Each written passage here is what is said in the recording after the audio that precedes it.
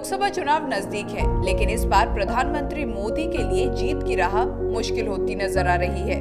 मोदी सरकार ने पिछले लोकसभा चुनावों में वादा किया था कि किसानों की आमदनी दुगनी की जाएगी, 100 स्मार्ट सिटी बनाई जाएंगी, लेकिन ना तो अब तक ऐसे कोई स्मार्ट सिटी बनी है और ना ही किसानों की आमदनी दुगनी हुई है। राजस्थान के मुख्यमंत्री अशोक गहलोत ने मोदी सरकार के 5 साल के कार्यकाल पर कई सवाल खड़े किए हैं। गहलोत ने कहा कि इस वक्त जो सबसे बड़ा वर्ग मोदी सरकार के खिलाफ है वह किसान वर्ग है। अब तो व्यापारी वर्ग भी जीएसटी नोटबंदी के बाद मोदी सरकार से दुखी हो चुका है। देश में भय का माहौल है।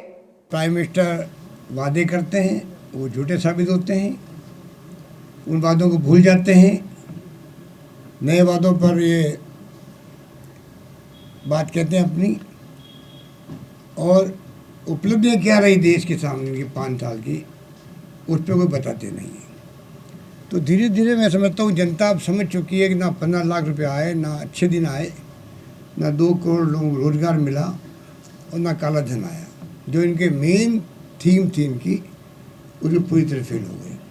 सीएम गहलोत बार बार मोदी सरकार के बढ़ते तानाशाही रवैये के खिलाफ बेबाकी से अपनी राय रखते रहे हैं। गहलोत सरकार ने मनरेगा में 9 लाख मजदूर से बढ़ाकर 25 लाख मजदूर कर दिए गए हैं, जबकि भाजपा ने मनरेगा को लगभग ठप कर दिया था।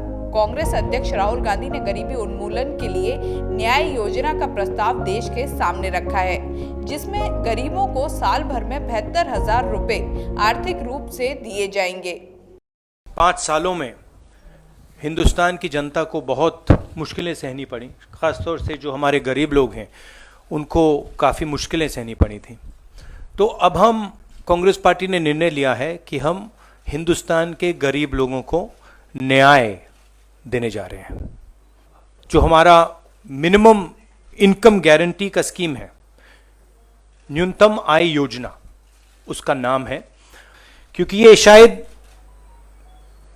ऐतिहासिक ऐसा स्कीम, हिंदुस्तान को छोड़िए दुनिया में ऐसा स्कीम नहीं किया गया है।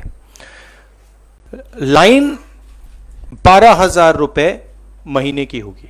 तो कांग्रेस पार्टी गारंटी करती है कि हिंदुस्तान के 20% सबसे गरीब परिवारों को हर साल 72,000 रुपए देने जा रही है। अगर नरेंद्र मोदी जी हिंदुस्तान के सबसे अमीर लोगों को पैसा दे सकते हैं, तो कांग्रेस पार्टी देश के सबसे गरीब लोगों को पैसा दे सकती है।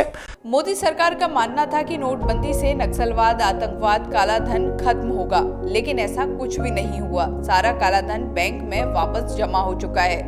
वहीं कांग्रेस टिकट वितरण हो या नई योजनाओं का शुभारंभ, हर कदम फूंक फूंक कर रख रही है।